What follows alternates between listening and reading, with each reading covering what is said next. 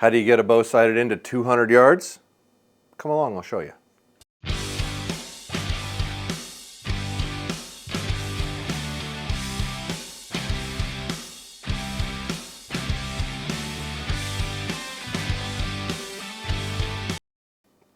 Hello and welcome back to the YouTube channel. I'm FJJ here with PodiumArcher.com.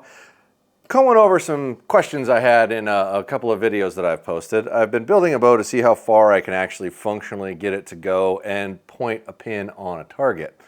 And I ended up at like 190 yards. I could tweak it a little bit more and get out to 200, which is why I say 200. But I've had a lot of questions about the build and how I did it, so here we go. First of all, I used a Bowtech SX80. You could use anybody's high poundage bow. It really wouldn't matter that much whose it was, but that's just the one that I like the most. So that's what I built it with, and I want to say this bow's at like 83, 84 pounds. I put gas strings on here. Might have got you a couple of feet. Not a big difference really, but I did take the stock strings off and put on aftermarkets.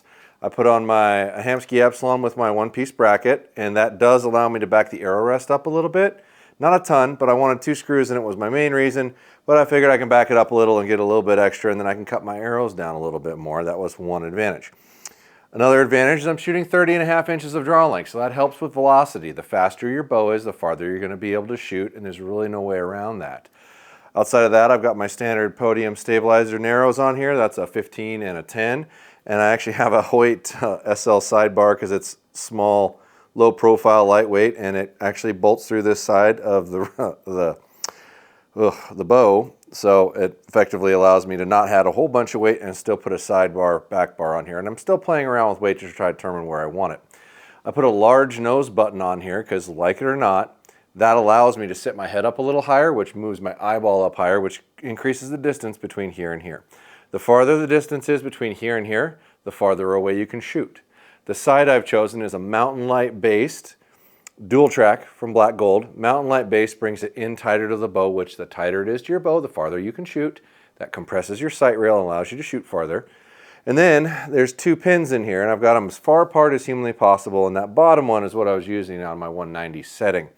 So the closer you get your pin down to the bubble here, the farther you can shoot. So if you were trying to get like maximum amount of distance, a side pin that you can move all the way down to the bubble is going to get you the farthest distance. I could probably gain to 200 pretty easily by simply shooting a side pin of like 3 or 4, but I like the sight picture of this a lot better. It's easier for me to aim with, and at 200 yards, aiming's pretty damn important.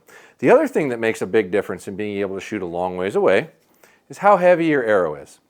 And I'm sure I'm going to get a lot of hate for this, but this is a 345 grain arrow.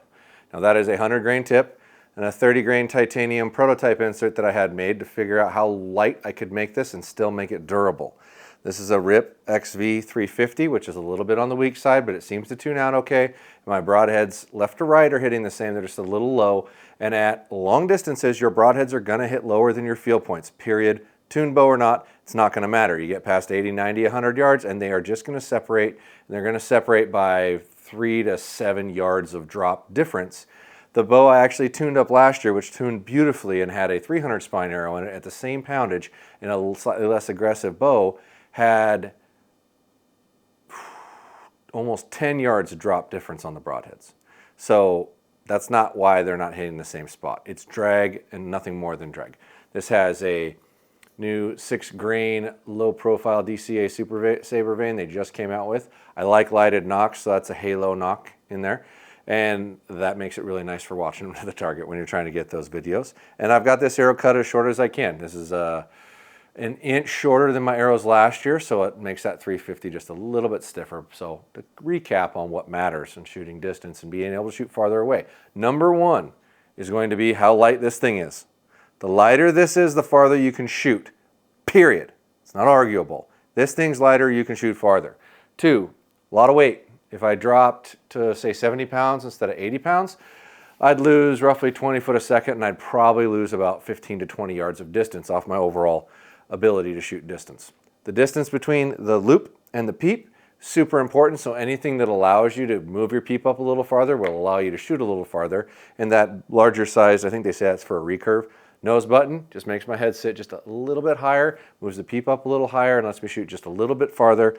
And then moving the sight in as close to your eye as possible will increase your distance. All those things will help. Shortening your arrow, make sure your arrow's stiffer, a little lighter, that'll help too. But that's not going to be significant. Moving the sight in, moving your peep up, shooting more weight, and a lighter arrow are the biggest things to get you to shoot a long ways away. So I actually have full pin settings to that distance out of this bow. Comment down below on how dumb you think this is or ridiculous it is, but the point was just to show you how far you really can accurately shoot with a pin. And hopefully coming up here in the near future, how far you can functionally shoot, period, will be a fun one to make that we're going to work on. So follow along with the Instagram, like and subscribe, keep coming back, comment down below for video ideas because we're going to keep them coming at you. And I'm going to try to explain things to you as much as I can because I want you smarter and more educated and understanding how these things work so you can make your bow a little bit more the way you want to make it. Thanks.